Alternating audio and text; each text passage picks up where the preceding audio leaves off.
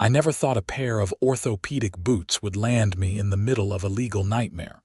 But here I was, staring at a $200 fine notice from my HOA for inappropriate footwear in the clubhouse. My name is Zachary Kellerman, and I had lived in the Sunny Pines residential community in Scottsdale, Arizona, for about 3 years. The place was nice enough, with its palm-lined streets, a decent-sized pool, and a clubhouse that residents could use for gatherings or just hanging out. I had bought my townhouse there after my divorce, looking for a fresh start somewhere warm and relatively maintenance-free. The HOA fees were steep at $400 a month, but they covered landscaping, pool maintenance, and access to all the amenities, so I figured it was worth it. Everything had been fine until 6 months ago, when I started having serious problems with my left foot. I had been diabetic for about 15 years, and my doctor had warned me that I needed to be careful about foot care. Despite my best efforts, I developed neuropathy, which meant reduced sensation in my feet and some nerve damage. My podiatrist, Dr. Richardson, prescribed custom orthopedic boots that I needed to wear whenever I was walking for more than a few minutes. They were not pretty, these chunky black medical boots that went halfway up my calf, but they were necessary to prevent further damage and potential ulcers that could lead to serious complications. The boots were just part of my reality now, like checking my blood sugar and taking my medications. I wore them everywhere, including to the clubhouse when I went there to use the fitness equipment or attend the monthly resident meetings. That is where I met Patricia Henderson, the HOA president and the biggest pain in my neck I had encountered in years. Patricia was in her early 50s, with a platinum blonde bob that never moved, even in the Arizona wind, and she wore pantsuits in various shades of beige and cream like they were her personal uniform. She had been HOA president for 4 years, and from what I heard from other residents, she ran the association like her own personal fiefdom. The first time Patricia said something about my boots was about 2 months ago. I had gone to the clubhouse to drop off a package for the annual charity drive we did every spring. I was in and out in maybe 5 minutes, but Patricia caught me on my way out. "Excuse me, Zachary," she said, her voice dripping with fake sweetness. "I noticed you are wearing those rather heavy boots. We do try to maintain the clubhouse floors, and I worry about scratches and scuff marks." I looked down at my boots and then back at her. "These are medical boots. I have to wear them." "Oh, I am sure you could take them off for just a few minutes while you are inside," she said, her smile not reaching her eyes. "We all make small sacrifices for the community." "These are not something I can just take off and put back on," I explained, trying to keep my tone polite. "They are prescribed by my doctor for a medical condition." Patricia's smile tightened. "Well, I will look into our policies and get back to you." I thought that was the end of it. I was wrong. 2 weeks later, I received a letter in the mail from the HOA. It was a formal notice stating that the HOA board had voted to implement a new rule requiring all residents to wear appropriate indoor footwear in the clubhouse. Heavy boots, work boots, cleats, or any footwear that could damage the floors were now prohibited. Violators would receive a warning for the first offense and fines for subsequent violations. I read the letter twice, anger building in my chest. This was clearly aimed at me. I had lived here for 3 years, and there had never been any issues with footwear before. I had never seen anyone wearing cleats or work boots in the clubhouse anyway. I called the HOA office the next morning and asked to speak with Patricia. The secretary, a nice woman named Laura, put me through. "Patricia, I received this letter about the footwear policy," I said. "I need to explain that my boots are medical devices. I cannot just stop wearing them." The policy applies to everyone equally, Zachary, Patricia said in that same fake sweet voice. We cannot make exceptions, or it would not be fair to other residents. But this is a medical necessity, not a fashion choice, I argued. I have diabetes and neuropathy. My doctor says I have to wear these boots to prevent serious complications. Then perhaps you could bring a note from your doctor and we can discuss it at the next board meeting, she suggested. When is the next board meeting? 3 weeks from now. So what am I supposed to do until then? Just not use the clubhouse that I pay for through my HOA fees. You could wear different shoes, she said simply. I cannot wear different shoes. That is the whole point. There was a pause on the line. Well, I suppose you will have to decide what is more important to you. I will see you at the board meeting if you choose to attend. She hung up before I could respond. I was furious, but I tried to calm down and think rationally. I called Dr. Richardson's office and explained the situation.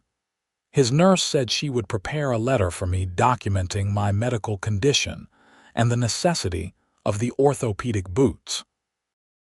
I picked it up 2 days later, a detailed letter on official letterhead explaining my diabetic neuropathy, the risk of foot ulcers and potential amputation if I did not wear proper protective footwear, and a clear statement that the orthopedic boots were a medical necessity, not optional.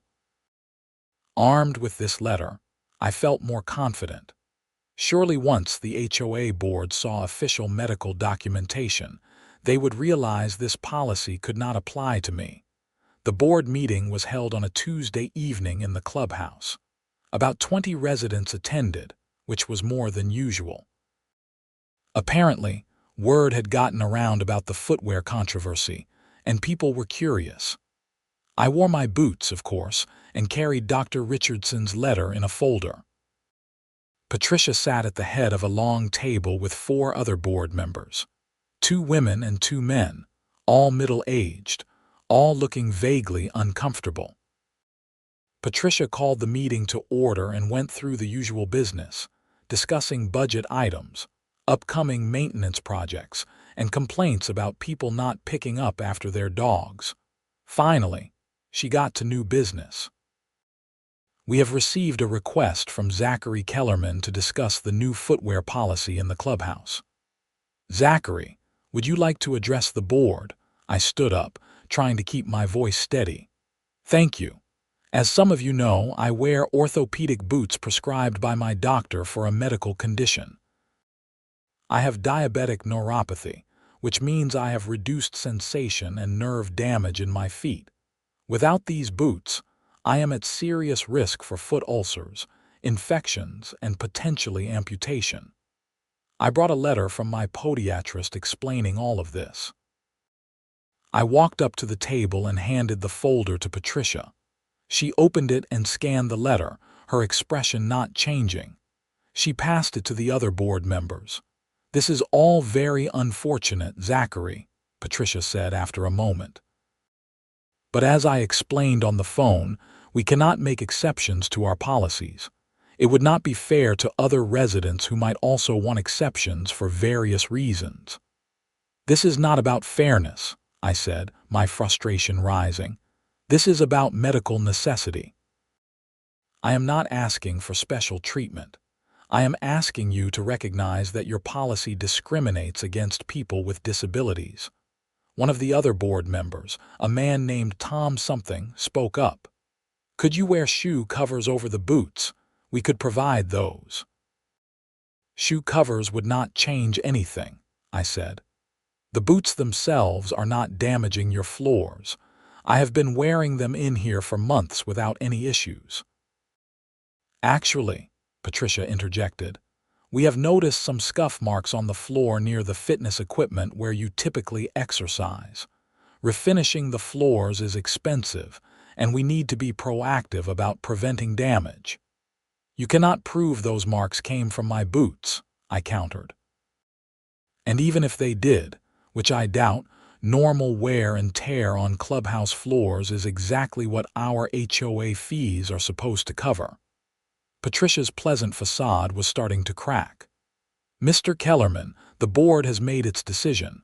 The policy stands.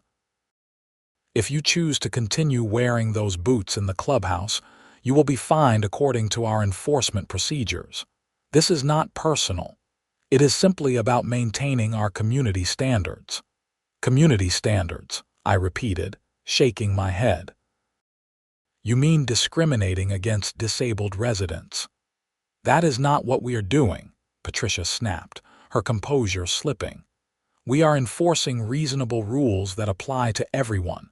Reasonable rules take into account medical accommodations, I said. This is not legal, Patricia. You cannot fine someone for wearing medically necessary equipment. We will see about that, she said coldly. This discussion is over. If you continue to violate the policy, you will be fined. Next item on the agenda. I stood there for a moment, stunned by her dismissiveness. A few residents were whispering to each other. I caught the eye of one woman I sometimes chatted with by the pool, and she gave me a sympathetic look. I grabbed my folder and walked out, my boots thudding heavily on the supposedly precious floors. Over the next 2 weeks, I continued to use the clubhouse. I was not going to let Patricia bully me into giving up access to amenities I paid for, especially when I had a legitimate medical reason for wearing my boots. I went to the fitness center 3 times a week like I always had, using the treadmill and weight machines to stay as healthy as I could despite my diabetes. Then the fines started arriving. The first one came on a Monday. $200 for violation of clubhouse footwear policy. The notice included a grainy photo from the clubhouse security camera showing me entering the building in my boots. The date stamp showed it was from 3 days after the board meeting. I immediately called the HOA office. Laura answered, and she sounded apologetic when I explained why I was calling. I am sorry, Zachary. Patricia left me a note that these fines would be going out. Is there anything I can help you with? Can you transfer me to Patricia? She is not in the office today. She is usually only here on Wednesdays and Fridays. Fine. Tell her I called and that I am not paying this fine. It is discriminatory and she knows it. I will let her know, Laura said quietly. 2 days later, another fine arrived. Another $200, with another security camera photo. Then 3 days after that, another one. I was now looking at $600 in fines for doing nothing more than using the clubhouse while wearing medically necessary equipment. I was angry, stressed, and starting to worry about where this would end. Could they put a lien on my property for unpaid fines? Could they take me to court? I did not know enough about HOA law to be sure. That is when my friend Marcus suggested I talk to a lawyer. Marcus lived 2 doors down from me and worked as a paralegal at a law firm in Phoenix. We had become friendly over the years, occasionally grabbing a beer or watching football games together. Man, you need to talk to someone who knows disability law, Marcus said when I told him the whole story over drinks at his place. What they are doing sounds illegal as hell. You cannot just fine someone for using medical equipment. Do you know anyone? I asked. Actually, yeah. My firm does not handle this kind of thing, but I know a lawyer who specializes in disability discrimination. Her name is Nancy Kirsch. She is based in Phoenix, but she takes cases all over the valley. Want me to get you her number? Yes, definitely. Thank you. Marcus texted me the contact information that same night. The next morning, I called Nancy Kirsch's office and explained my situation to her assistant. She said Nancy was booked for the day but could see me late tomorrow afternoon if I could make it to her office in Phoenix. I took the afternoon off work and drove to Phoenix, fighting through the traffic on the 101. Nancy's office was in a modern building near downtown, and the suite was small but professional. The assistant, a young guy with glasses, offered me water and told me Nancy would be right with me. Nancy Kirsch was in her 40s, with dark hair pulled back in a bun and sharp, intelligent eyes behind trendy frames. She shook my hand firmly and invited me into her office. "So, Zachary, tell me what is going on with your HOA," she said, sitting down behind her desk with a legal pad in front of her. I told her everything, from my diabetes and neuropathy diagnosis to Patricia's initial comments, the new policy, the board meeting, and the fines. I showed her the fine notices, Dr. Richardson's letter, and the HOA policy documents I had received. Nancy took notes and asked questions throughout, her expression growing more interested as I talked.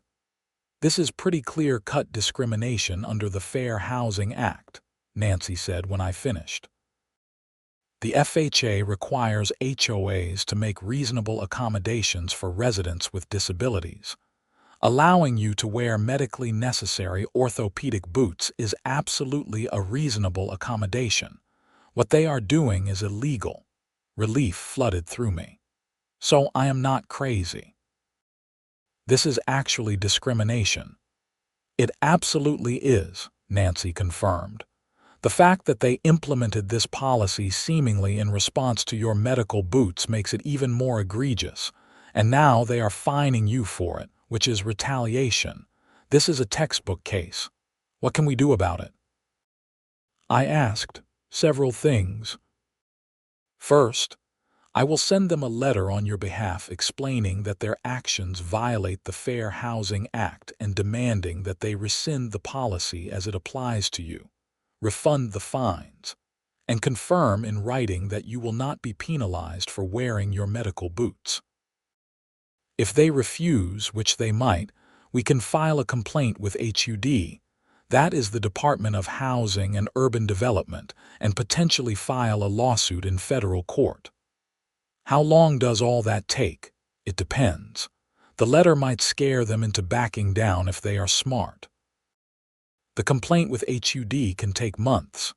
A lawsuit, well, that could take a year or more, but often these things settle before trial once the HOA realizes how much trouble they are in.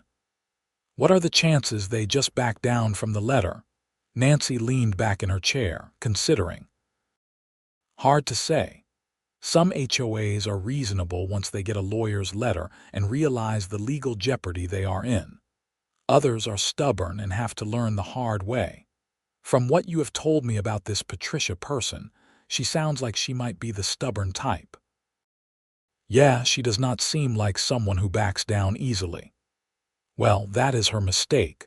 The law is very clear on this. Let me draft this letter and get it out to them by the end of the week. In the meantime, document everything. Every interaction, every fine, every time you use the clubhouse. Take photos, keep emails, save voicemails. Everything. I can do that. Good. My fee for this kind of case is usually contingency-based, meaning I take a percentage of any settlement or judgment we win. We can also ask for attorney fees as part of the case since the Fair Housing Act allows for that. So you would not have to pay anything out of pocket unless you want me to bill hourly." "Contingency is fine," I said. "I trust you." We signed a retainer agreement, and I left Nancy's office feeling hopeful for the first time in weeks. Finally, someone was on my side, someone who knew the law and could fight back against Patricia's power trip. True to her word, Nancy sent the letter to the Sunny Pines HOA within 3 days. She emailed me a copy. It was 3 pages of dense legal language, but the key points were clear. My orthopedic boots were a medical necessity. The HOA was legally required to accommodate my disability. The policy as applied to me violated the Fair Housing Act, and they needed to immediately cease enforcement and refund the fines. The letter gave them 10 days to respond. I heard nothing from the HOA for a week. Then, on day 9, I received a response. Not from Patricia directly, but from a lawyer the HOA had apparently hired. His name was Jeffrey Morrison, and his letter was condescending and dismissive. It claimed the HOA's policy was neutral and applied equally to all residents, that I had not provided sufficient medical documentation, which was absurd given Dr. Richardson's detailed letter, and that the HOA had no obligation to accommodate every resident preference. The letter concluded by stating that the HOA would not be rescinding the fines or changing the policy, and if I wished to challenge this decision, I was free to pursue whatever legal remedies I felt appropriate. I forwarded the letter to Nancy immediately. She called me within an hour. "Well, they want to play hardball," she said. "That is fine. We will file the HUD complaint and start preparing a lawsuit. This is actually good for us in a way. Their lawyer's response is so dismissive of the medical evidence that it will look terrible in front of a judge or jury." What happens next? I will draft the HUD complaint today and file it electronically. You will get a copy. HUD will investigate, which means they will contact both you and the HOA for information. In the meantime, I will start drafting a lawsuit. We will file it in federal court here in Arizona. Once we file, the HOA will have to respond, and then we get into discovery, depositions, all of that. Discovery. It is where both sides exchange information and documents. We will get to see all the HOA's internal communications, board meeting minutes, emails between board members, everything. And they will get to ask you questions and request documents from you too. Will I have to testify? Eventually, probably. There will be depositions where their lawyer gets to ask you questions under oath, but I will prepare you for that, and I will be right there with you. Try not to worry about it now. We are a long way from that. Over the next few weeks, life got surreal. I continued going to work at my job as an IT consultant, managing client networks and putting out digital fires, but my mind was constantly on the HOA situation. More fines kept coming, one every time I used the clubhouse. Patricia seemed determined to rack up as much in penalties as possible. I was up to $1,400 in fines now, all neatly documented with security camera screenshots. I stopped paying my regular HOA fees, figuring I would sort it all out once the lawsuit was resolved. Nancy said that was fine, that we would deal with the fees as part of any settlement. The HUD complaint was filed, and about 3 weeks later, I received a letter from a HUD investigator saying they were looking into my case. The letter asked me to provide any additional documentation or information I thought was relevant. Nancy helped me put together a comprehensive package. Dr. Richardson's letter, my medical records related to the diabetes and neuropathy, photos of my boots, copies of all the fines, the HOA policy documents, emails and letters between me and Patricia, and a detailed timeline of everything that had happened. Around this same time, Nancy filed the federal lawsuit. I was the plaintiff, and the defendants were the Sunny Pines Homeowners Association, Patricia Henderson individually, and the other 4 board members individually. The lawsuit asked for a court order stopping the HOA from enforcing the policy against me, a refund of all the fines, compensatory damages for the stress and emotional harm, punitive damages to punish the HOA's willful discrimination, and attorney fees. Once the lawsuit was filed, things escalated quickly. The HOA had to formally respond to the complaint, and their lawyer filed what Nancy called an answer that basically denied everything and claimed they had done nothing wrong. Then we entered the discovery phase. Nancy subpoenaed all sorts of documents from the HOA, meeting minutes, financial records, emails between board members, everything. When the documents started arriving, what we found was damning. There were emails between Patricia and two other board members explicitly discussing how they needed to deal with the boot situation and find a way to make him comply. One email from Patricia said, "We cannot have people just doing whatever they want and claiming it is a medical issue." Where would it end? Another board member had replied, "Can we just make a rule against heavy boots? That would solve the problem."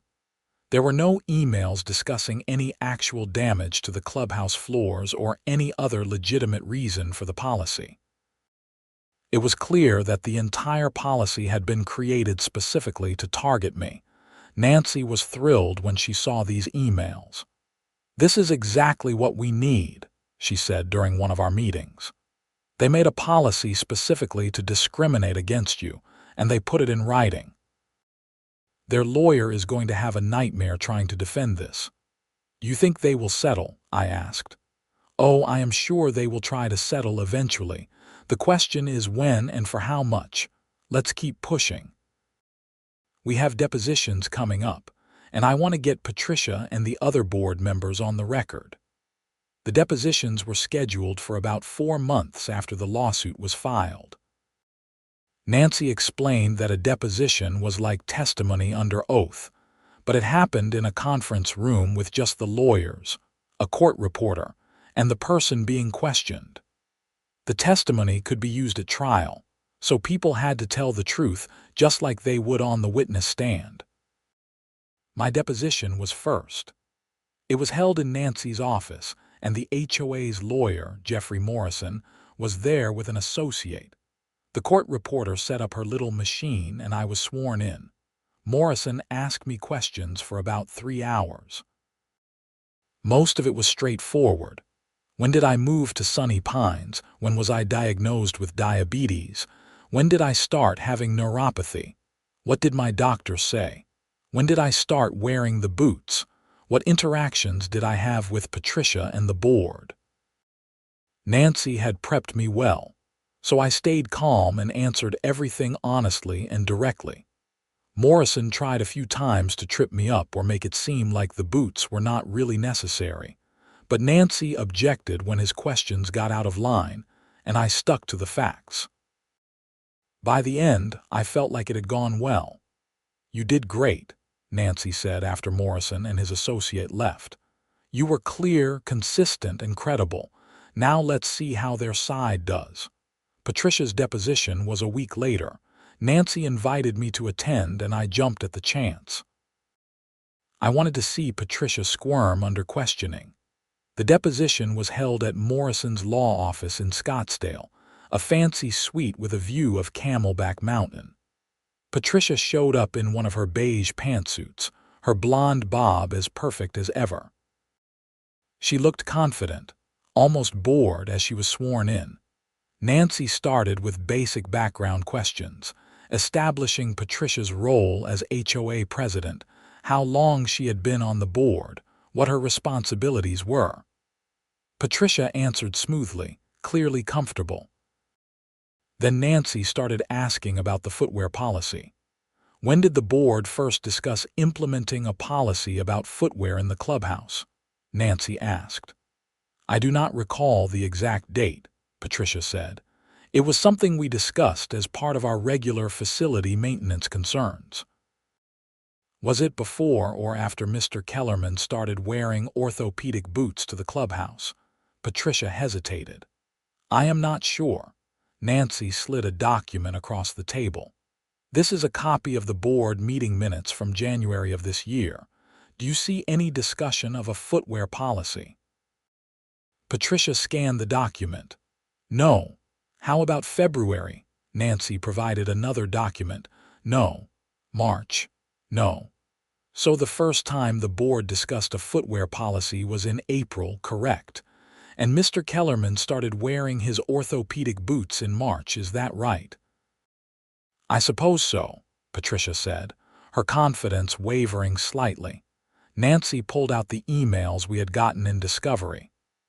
Let's look at some communications between you and other board members. This email from you dated April 12th says, and I quote, "We need to deal with the boot situation." What boot situation were you referring to? Patricia's face flushed slightly. I do not remember the context of that email.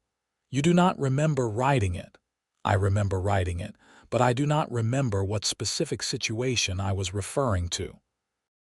Is it a coincidence that you sent this email 2 days after Mr. Kellerman wore his orthopedic boots to a board meeting? I do not know. Nancy went through several more emails, each one more damaging than the last. Patricia's answers became more evasive, more defensive.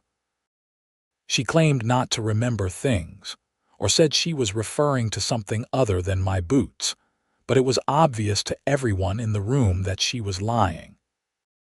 Then Nancy asked the key question.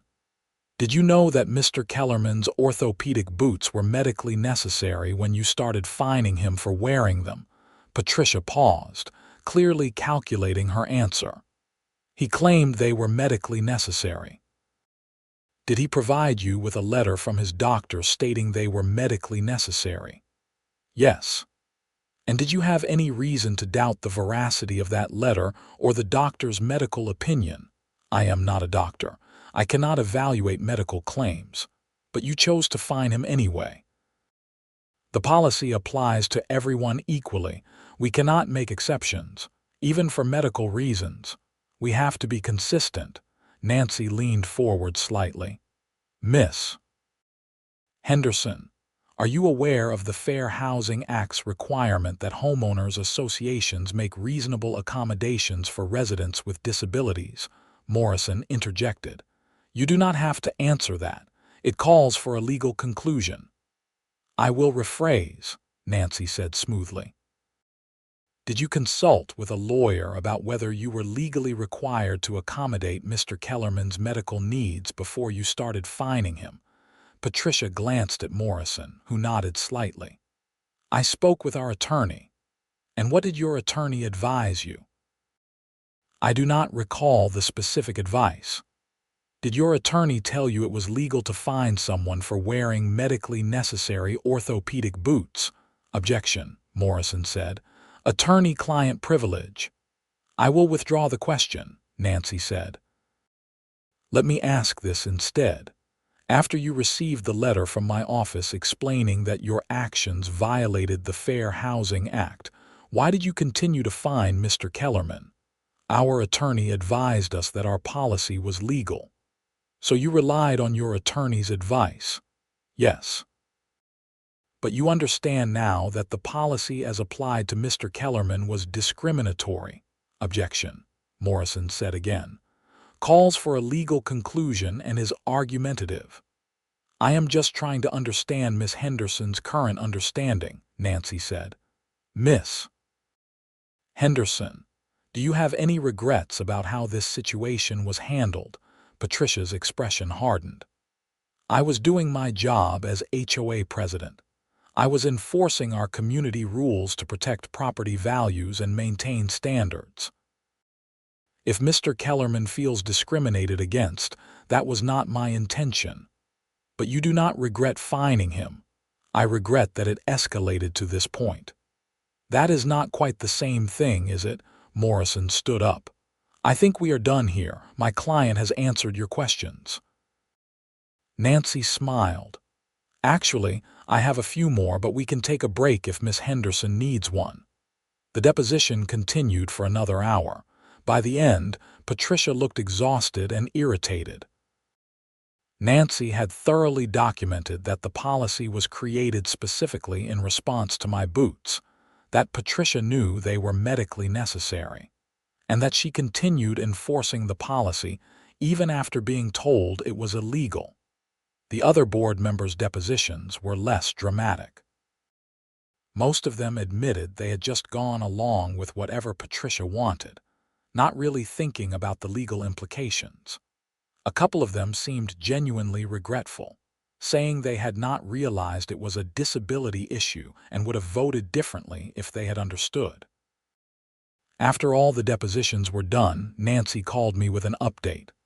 "I think we have them dead to rights. The discovery and depositions make it crystal clear this was discriminatory. I expect they will want to settle soon." How soon? Hard to say. Morrison is probably advising them that they are going to lose if this goes to trial, but Patricia seems like the kind of person who does not like to admit she was wrong. Their insurance company might force the issue, though. HOA liability policies usually cover this kind of thing, and insurance companies do not like to take losing cases to trial. Nancy was right. About 2 weeks later, Morrison reached out to Nancy with a settlement offer.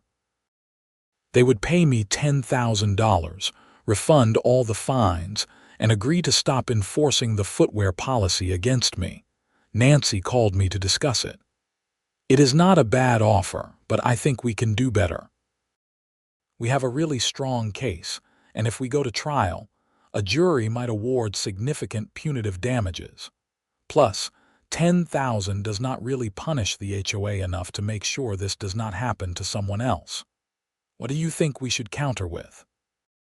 "I am thinking $50,000 in compensatory and punitive damages, full refund of the fines, attorney fees, which are substantial at this point, and a requirement that the HOA conduct fair housing training for all board members. We should also have them formally rescind the policy altogether, not just agree not to enforce it against you." "That sounds good to me. Let's do it." Nancy countered with those terms. Morrison came back a week later at $25,000 plus the other terms. Nancy countered at $40,000. Morrison came back at $30,000, and Nancy said we should take it. $30,000 plus the refund of the fines, which is $2,000 at this point, plus attorney fees of about $20,000, plus they have to rescind the policy and do the training. That is a solid win, Zachary. You will walk away with $32,000 after the fines are refunded, and you have made sure this does not happen to anyone else. And I can wear my boots in the clubhouse. Yes, that is explicitly in the settlement agreement. Okay, let's settle. The settlement was finalized about 3 weeks later. There was a lot of paperwork to sign, and Nancy walked me through all of it. The key terms were exactly what we had negotiated. The HOA would pay me $30,000, refund the $2,000 in fines, pay Nancy's attorney fees of $20,000, formally rescind the footwear policy, issue a written apology to me, and require all current and future board members to complete fair housing training within 60 days. The settlement also included a clause that I could not talk publicly about the specific terms, but I could say that the matter had been resolved to my satisfaction. Patricia and the HOA did not admit wrongdoing as part of the settlement, which was typical apparently, but the fact they were paying all that money made it pretty clear who was in the wrong. On the day the settlement check arrived, Nancy invited me to her office to pick it up. It was a cashier's check for $30,000, made out to me. The refund for the fines had been deposited directly into my HOA account, so I was current on all my fees again. "Congratulations," Nancy said, shaking my hand. "You stood up for yourself and won." A lot of people would have just backed down or moved away. "I could not let her bully me like that," I said. "And I thought about other people who might have disabilities who might face the same thing. If I did not fight it, she would have just kept doing it." "That is exactly right. You made a difference not just for yourself, but for everyone in that community." I deposited the check and paid off some medical bills I had been carrying. The rest I put into savings. The money was nice, but honestly, the real satisfaction was knowing I had stood up to Patricia and won. The next HOA board meeting was about a month after the settlement. I decided to attend. I wanted to see how things had changed. The meeting was more crowded than usual. Word had gotten around about the lawsuit, even though the specific settlement terms were confidential. People were curious. Patricia was there, of course, sitting at the head of the table. She looked tired, and her usual confidence seemed diminished. When it was time for board business, Patricia cleared her throat and read from a prepared statement. The board would like to announce that we have rescinded the footwear policy that was implemented earlier this year. We have also completed fair housing training as required by HUD guidelines, and we are committed to ensuring that all residents are treated fairly and that reasonable accommodations are made for those with disabilities. We apologize to any residents who felt they were not properly accommodated. She did not look at me while she read it, but I knew the apology was directed at me. Several residents clapped. One woman raised her hand and asked if Patricia was planning to run for re-election as HOA president when her term ended in a few months. Patricia hesitated. I am still considering my options. That was politician speak for no. I suspected the settlement and the bad publicity had taken the wind out of her sails. Sure enough, when elections were held 3 months later, Patricia did not run. She stayed on the board as a regular member, but someone else, a mild-mannered retired accountant named George, became the new president. Life at Sunny Pines went back to normal, or at least a new normal. I continued to use the clubhouse whenever I wanted, wearing my orthopedic boots without any issues. The fines stopped, obviously. Patricia and I avoided each other when we crossed paths, which was fine with me. About 6 months after the settlement, I was at the clubhouse using the treadmill when a younger woman I had not seen before came up to me. She was maybe in her 30s, and she walked with a slight limp. She was wearing a leg brace that was partially visible under her yoga pants. "Excuse me," she said. "Are you Zachary Kellerman?" "Yes," I said, pausing the treadmill. "I heard about what you did, standing up to the HOA about the boot policy. I just wanted to say thank you. I have a disability too, and I was worried about whether I would be able to use the facilities here. It is good to know the HOA takes accommodations seriously now." "You are welcome," I said, feeling a swell of pride. "What is your name?" "Nina. I just moved in last month." "Welcome to Sunny Pines, Nina. If you ever have any issues, let me know. I am happy to help." We chatted for a few more minutes, and then she went to use the elliptical machine. I watched her for a moment, thinking about how my fight had mattered. It was not just about me and my boots. It was about making sure everyone, regardless of disability, could live in their community without discrimination. I finished my workout and headed home, my boots squeaking slightly on the clubhouse floor. I did not care. Those squeaks were the sound of victory. Over the following months, I heard through the neighborhood grapevine that the HOA had quietly implemented several other changes as a result of the fair housing training. They added more handicapped parking spaces, installed grab bars in the clubhouse bathrooms, and created a formal process for residents to request reasonable accommodations. George, the new president, seemed genuinely committed to making Sunny Pines a more inclusive place. Patricia, on the other hand, became increasingly sidelined. She attended board meetings but rarely spoke.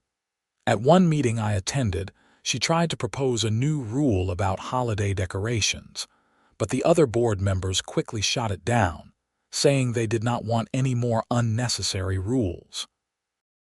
I almost felt bad for her. Almost. About a year after the settlement, I ran into Laura, the HOA office secretary, at the grocery store.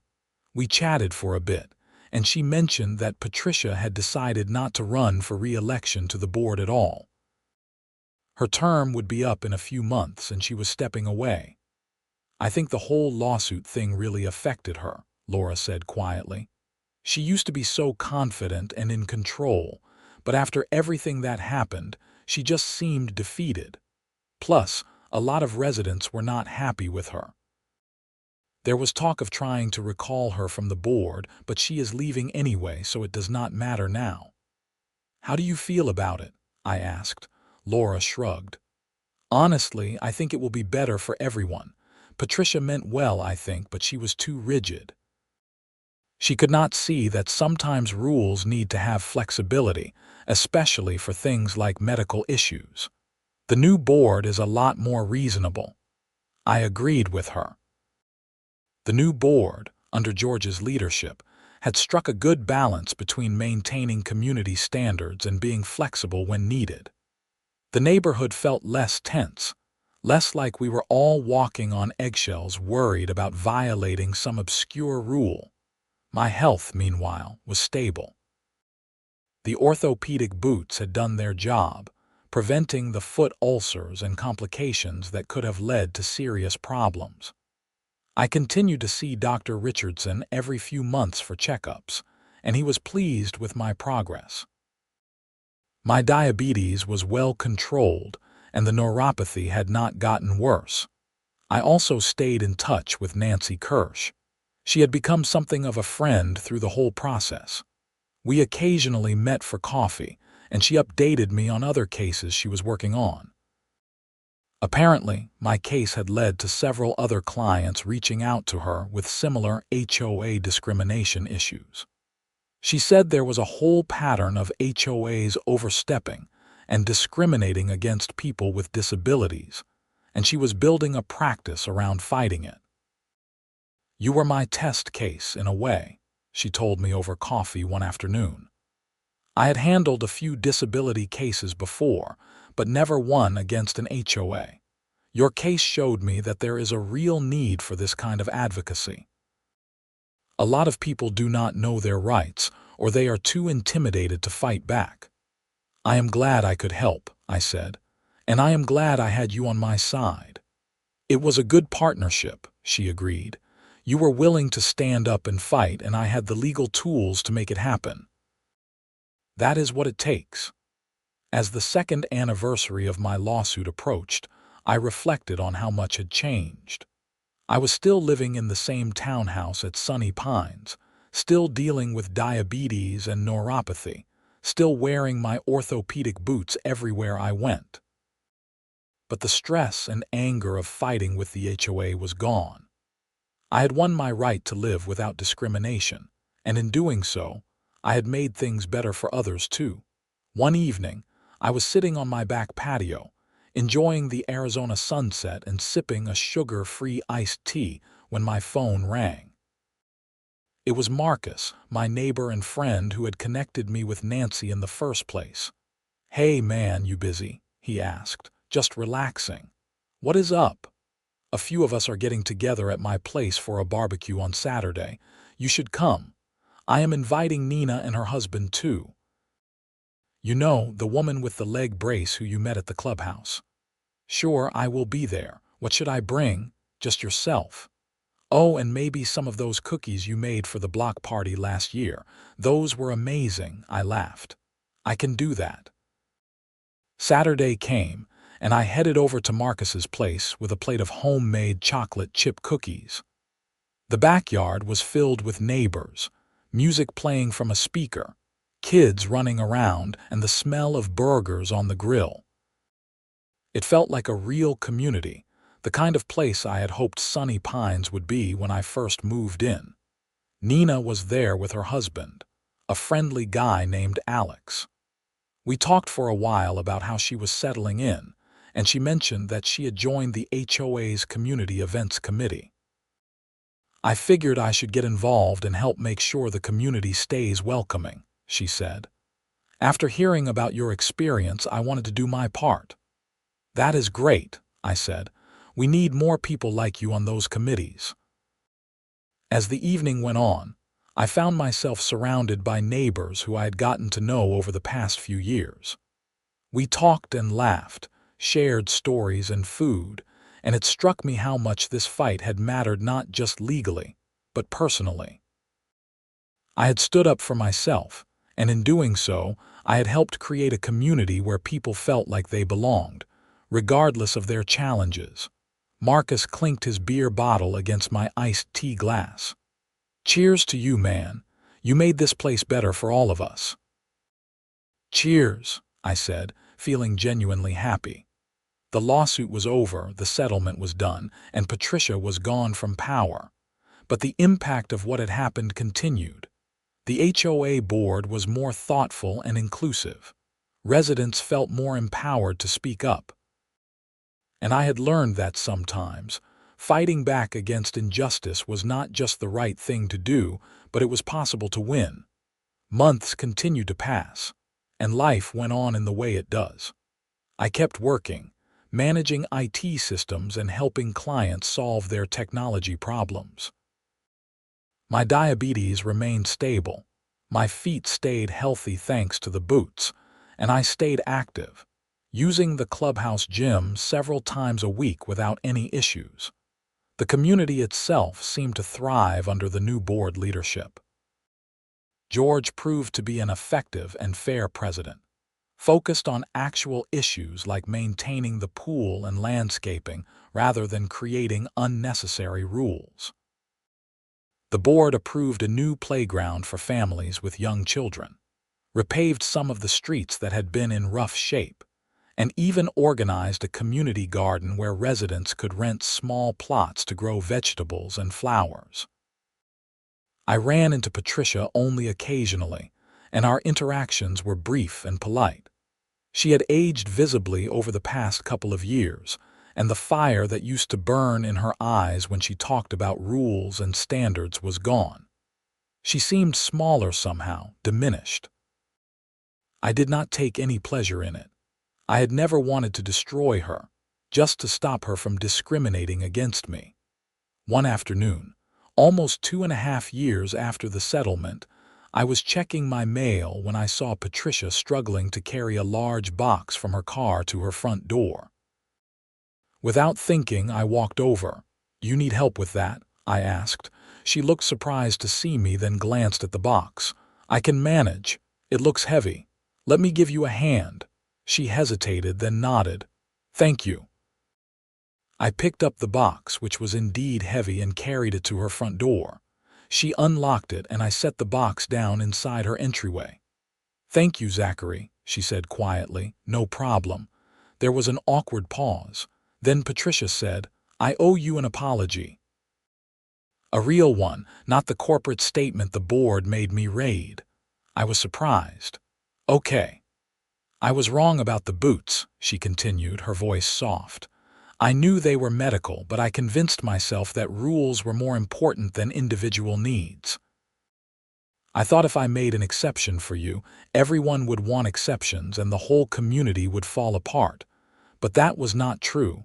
I was just being stubborn and controlling, and I am sorry." I looked at her, seeing genuine regret in her face. "I appreciate you saying that. I have thought about it a lot over the past couple of years, about how I treated you and how I treated other people when I was on the board. I was so focused on control and rules that I forgot we were supposed to be building a community, not running a prison." "People make mistakes," I said. "What matters is learning from them." I did learn. Too late to save my reputation here, but I learned. She gave a sad smile. "Everyone thinks I am the neighborhood villain now. You made a mistake, but you are not a villain. You just took things too far." "That is generous of you to say." We talked for a few more minutes, and then I excused myself and headed back to my place.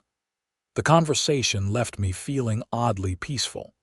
Patricia's apology had not changed anything legally or practically, but it had provided a sense of closure that I had not realized I needed. That evening, I called Nancy and told her about the encounter. "Wow," she said, "that is rare.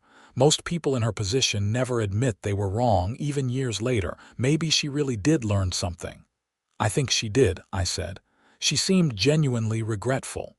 "Well, good. Redemption is possible, even for HOA presidents," Nancy joked. We both laughed. And then Nancy told me about a case she had just won against another HOA that had tried to ban a resident from having a service dog. She was becoming quite the expert in HOA disability discrimination cases, and I was proud to have played a part in launching that focus for her. As summer turned to fall, and then winter, Sunny Pines continued to be a good place to live. The community felt more cohesive than it ever had. George was re-elected as HOA president, running unopposed. The board approved funds for new lighting along the walking paths, making it safer for residents to exercise in the evenings. They also started a monthly coffee social where residents could meet and chat, fostering more connection among neighbors. I attended one of these socials and was pleasantly surprised by the turnout. About 30 people showed up, ranging from young families to retirees like myself. George gave a short welcome speech, emphasizing that Sunny Pines was a community for everyone, and that the board was committed to making sure all residents felt included and valued. After his speech, a few people came up to me and thanked me for what I had done with the lawsuit. One woman told me her son had autism and used the clubhouse for sensory breaks, and she had been worried the HOA might try to restrict that, but after my case, she felt confident they would accommodate his needs. "You made it safer for all of us who are a little different," she said. "Thank you." Hearing that made everything worthwhile.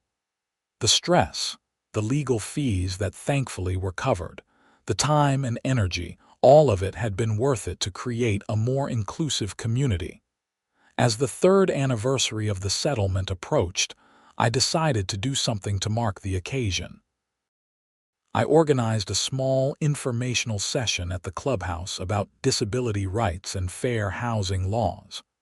I invited Nancy to come speak, and she agreed. About 15 residents showed up, which was more than I had expected. Nancy gave an excellent presentation, explaining the Fair Housing Act, what kinds of accommodations HOAs were required to provide, and how residents could advocate for themselves if they faced discrimination. She used my case as an example with my permission, and walked through how the process had worked. During the question and answer session, several residents asked thoughtful questions about how to request accommodations, what to do if the HOA refused, and how to document issues. Nancy answered each one patiently and thoroughly. At the end, she handed out her business cards and told everyone they could contact her if they ever needed help. "I hope you never need a lawyer for this kind of thing," Nancy said. "But if you do, know that the law is on your side. You have rights, and you deserve to live in your home without discrimination." People clapped, and several came up to thank both Nancy and me afterward. George, who had attended the session, shook my hand and said, "This is exactly the kind of thing we should be doing as a community. Educating ourselves and making sure everyone knows their rights. Thank you for organizing this." "Thank you for being supportive," I replied.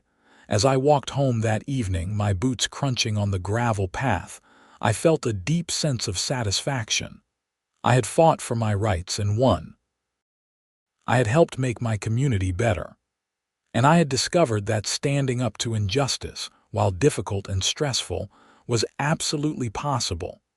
My orthopedic boots, those chunky black medical devices that had started this whole journey, had become a symbol of something larger.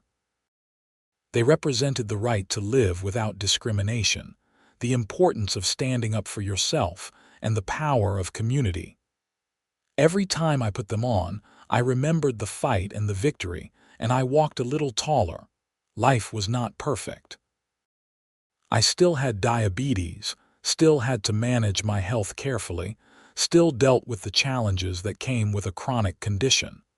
But I had my home, my community, and my dignity. And I had learned that sometimes the things that make us different are worth fighting for. Years down the line, I imagined people would still talk about the case, about the man who sued the HOA over his boots and won. And I hope that story would remind people, both in Sunny Pines and beyond, that disability rights matter, that discrimination is never acceptable, and that ordinary people can make a difference when they stand up for what is right. The sun was setting over the Arizona desert, painting the sky in shades of orange and pink. I sat on my patio, boots propped up on the railing, and watched the light fade. Tomorrow I would go to the clubhouse for my workout. I would wear my boots. And no one would say a word, because that was my right and I had fought to protect it. That was enough. That was everything.